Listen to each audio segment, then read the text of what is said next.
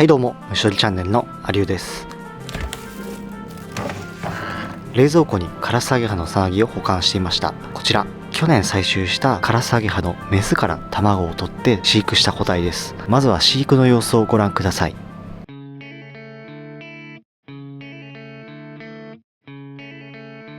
カラスアゲハとミヤマカラスアゲハ、順調に育っております。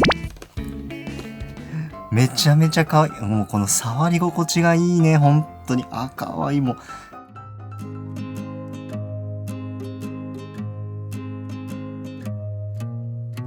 今回はこれらの個体の羽化に挑戦してみようと思います。どんな個体が羽化するのか乞うご期待です。それではよろしくお願いいたします。はい、ということで冷蔵庫からカラスアゲハのさなぎ取り出してきました。早速観察していきましょう。はい、こちらが冷蔵庫から出したカラスアゲハのさなぎになります。緑色と茶色の2種類ありますね。カラスアゲハのさなぎはアゲハチョウと同じように緑と茶色の2種類あります。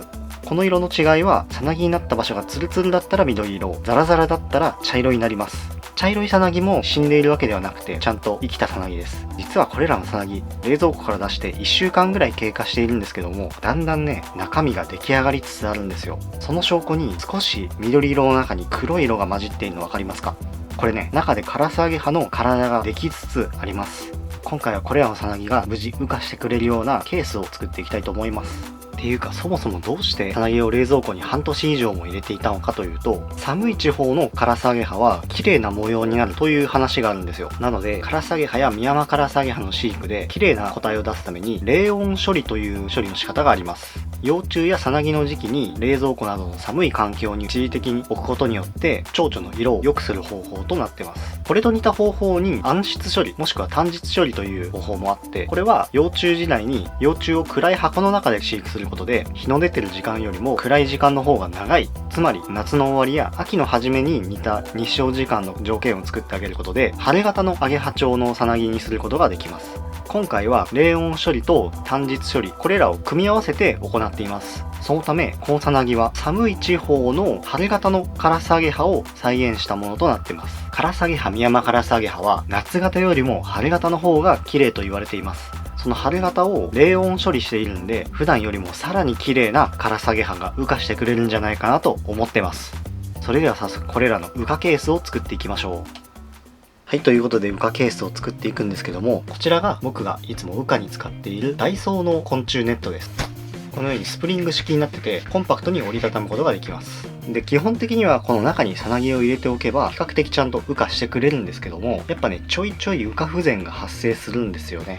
原因はね、いろいろあって、このケースの底の方で羽を伸ばそうとして床に羽がついちゃって羽が伸びきらないとか、あとはさなぎから出るのに時間がかかったりとか、いろいろ原因はあると思うんですけども、やっぱね、部屋の湿度が低い、これがねちょっと問題なんじゃないかと思って、今回はこんなものも用意してみました。ペットボトルにつけて動かせる加湿器になります。これで部屋の湿度対策していきたいと思います。はい、現在部屋の湿度は 49%、そこそこあるんじゃないかなと思うんですけども、アゲハチョウ類が羽化する時間って朝方なんですよ。朝露が降りて草も湿って非常に湿度の高い環境で羽化するんですよね。なのでカラスアゲハがちょっと羽化不全気味なのも、この加湿器で湿度を上げることで改善するんじゃないかなと思ってます。ということで早速この加湿器開けていきましょう。はい、このように非常にコンパクトで USB で電源をさせばすぐ起動するようです。今回はね、小型のペットボトルにお水を入れて加湿器を差し込んでいきます。はい、ペットボトルに加湿器がさせましたので、加湿器を起動していきたいと思います。はい、しっかり加湿器から水蒸気が出ることが確認できました。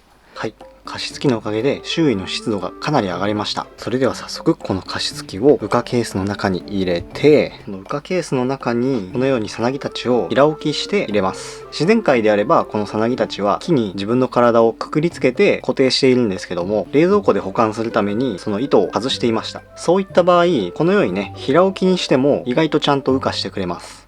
ということでこの羽化ケースの蓋を閉めて、はい、これでさなぎたちが羽化してくれるのを待っていきましょう。楽しみですね。はい、ということで仕事から帰宅したんですけども、やりました。半年以上冷蔵庫で眠らせてたさなぎからカラスアゲハが無事羽化しております。じゃあね、早速開けて見てみましょうか。冷蔵庫に入れたのが去年の6月4月ぐらいだから、それから8、9ヶ月も経ってるんで、正直ちゃんと羽化してくれるか不安だったんですけども、ちゃんと羽化してくれてよかったです。さあ、羽の色は果たして本当に綺麗なんでしょうか。早速見ていきたいと思います。うわ、めっちゃ綺麗やん。これカラスアゲハのオスですね。全体的にすげえ緑がかってますね。ちょっと大きさが小さめなのは春型の特徴ですね。カラスアゲハのオスかメスかは羽の表に毛束があるかどうかで見分けられます。いや、無事羽化してきてくれましたね。これ綺麗だな。後ろ羽のこの辺の鱗粉がすっごい綺麗。なんか青紫がかってる。羽は少し羽化不全気味でちょっと残念ですね。やっぱり宙吊りにしてないとどうしても少し羽化不全になっちゃうんですかね。今後は改善していきたいと思ってます。光の当たり方ですっごい色変わる。すごい綺麗。めちゃめちゃ綺麗だな。ミヤマカラスアゲハの方が綺麗って言われるんですけども、カラスアゲハはね、カラスアゲハなりにちゃんと冷温処理とかしてあげるとすごい綺麗になるんですね。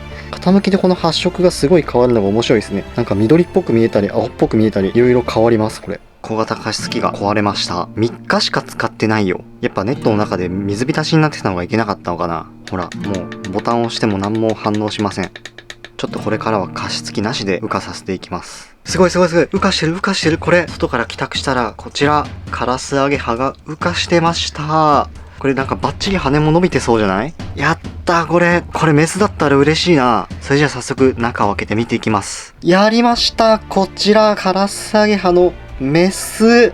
やったー。あー、すごいすごいすごい。ネットから出していきましょう。はい、捕まえました。こちらバッチリ羽が伸びてますね。ちょっと羽の表見ていきましょうか。おー、めっちゃ綺麗。これはい、こちらカラスアゲハのメス。おー、これめっちゃ綺麗。はい、こちらカラスアゲハのメス。これめちゃめちゃ発色良くない？カラスアゲハってこんな綺麗になるんですね。めっちゃめちゃ好きだわこれ。はい、これはねカラスアゲハの春型のメスです。羽化したばっかでもうどこも欠けがないですね。これは超嬉しい。はい、このように蝶々を飼育して羽化させると野外品とは違って全く欠けのない個体を得ることができます。こんだけ綺麗な個体を採集するのが飼育の醍醐味ですよね。今回は幼虫を真っ暗な暗室で飼育することで人工的に春型を作ってます。アゲハチョウの仲間は幼虫時代の日照時間で春型になるか夏型になるか決まります。今回は真っ暗な箱の中、つまり日が出てる時間が短いような条件で飼育をしたので、越冬する春型の個体に成長してくれました。発色とかサイズもね、春型になってますね。今回の飼育のもう一つの特徴は、さなぎを半年以上冷蔵庫の中で保管したという点です。カラスアゲハの仲間は一般に寒い地方に行けば行くほど模様が美しいと言われます。そのため幼虫やさなぎを寒い環境で保管しておくと色が綺麗になるということが言われています。今回はさなぎを半年以上冷蔵庫の中に入れたことでこの鱗粉の発色が良くなっているんじゃないかなと思ってます。正直なところこの個体の遺伝子とか様々な条件で決まるんで一概には言えないんですけど、めっちゃ綺麗。それにしてもこれはめっちゃめちゃいい、めっちゃめちゃ綺麗なカラスアゲハですね。カラスアゲハってこんな綺麗な、超嬉しい。このわかる、この羽の付け根、後ろ羽のこの上の方、ここわかるわかる、青くなってるところめっちゃ綺麗。最高。しかもカラスアゲハのいいところってこの後ろ羽のこの羽の赤いところなんですよね。ここがねすげえ発色良くて、で全体緑でこのピンポイントで綺麗な青が入ってくるのが最高ですね。ちょっとこの個体はねすげえ自慢の個体ですね。異常型とかそういうのではないんですけども、全然野外でこのぐらい綺麗なカラスアゲハっていると思うんですけども、っていうかなんならこれの卵を取った親が結構この感じに似てるんですけどもね。はい、去年のこの個体の飼育ですなんですけども、最高に綺麗だわこれ。よかった。羽の裏面はこんな感じですね。後ろ羽に白いラインが入っていないんで、これは間違いなくミヤマカラスアゲハではなくカラスアゲハです。後ろ羽のこの赤いもんもすっげえ綺麗だわ。カラスアゲハ、ミヤマカラスアゲハはやっぱりメスが綺麗ですよね。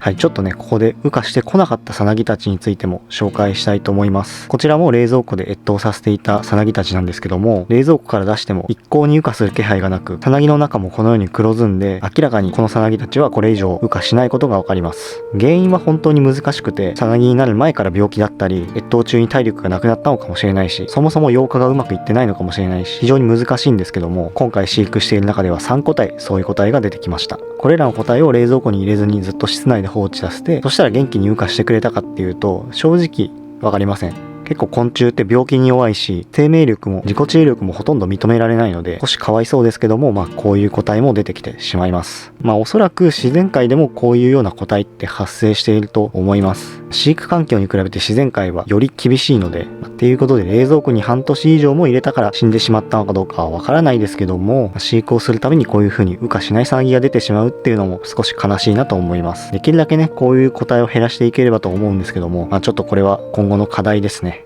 はい、ということでね、今回はカラスアゲハのさなぎを半年以上冷蔵庫に入れて越冬させてみましたけども、ちゃんと羽化してすごい綺麗な蝶々になってくれた個体もいたので、それは良かったかなと思います。今年もね、カラスアゲハ、ミヤマカラスアゲハ捕まえて飼育して綺麗な蝶々を羽化させていきたいと思います。そして類大とかもやっていきたいですね。今回の個体はここから卵を産ませても幼虫の餌がなくて飼育することができないんで、今回の羽化した個体は類大はしないんですけども、今年も山でカラスアゲハ、ミヤマカラスアゲハのメスを捕まえて卵を取っていきたいと思いますので、そういう動画も楽しみにしておいてください。ということで今回はこの辺でおしまいにしたいと思います。バイバイ。